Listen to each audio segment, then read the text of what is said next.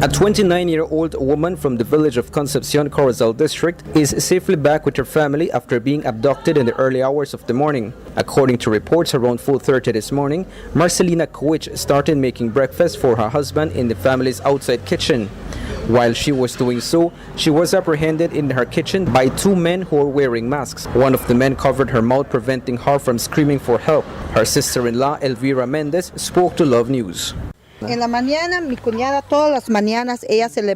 morning, my sister-in-law gets up to make lunch for my little brother. He works at Fruta Bomba. She put the rice to cook and then the men arrived and they took her away. While they were taking her away, she grabbed some pimento sticks and used it to alert her husband. But he did not hear anything as they covered her mouth. She told us the men had guns and they took her to the cane field. The note they left said if he wanted to see his wife alive, he should take the money.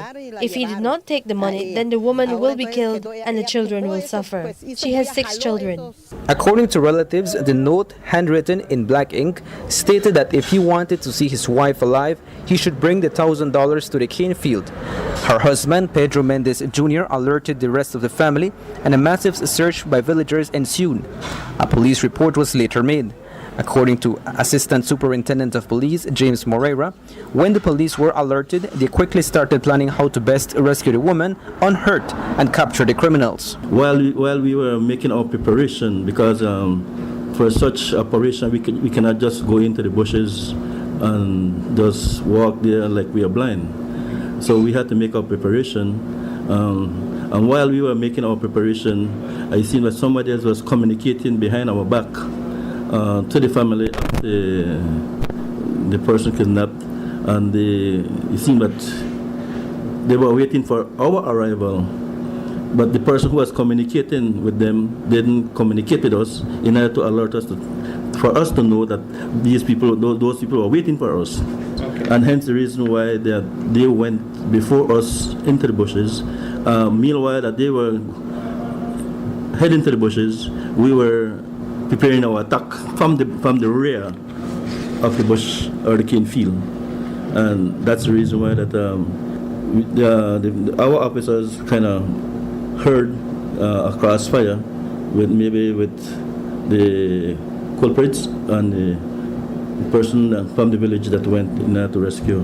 But before police managed to get to the cane field where it was alleged the woman was being held, Pedro Mendez Sr., along with other men from the village, found Marcelina sitting on the ground between 2 cane fields.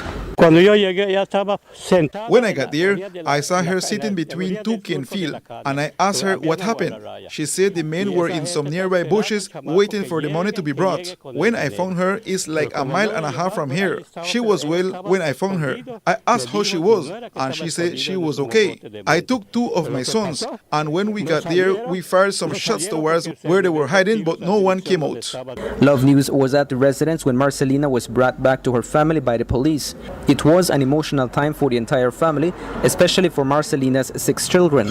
Corozal police told Love News that no one was found at the scene where the woman was rescued from, but based on their initial investigations, they have managed to detain 1 man for questioning while they search for another 3 men. While we did not get a chance to speak with Marcelina due to the state of the police investigation, it was noticed she had a few scratches on her legs, and relatives claim she has a bruise in the palm of her hand.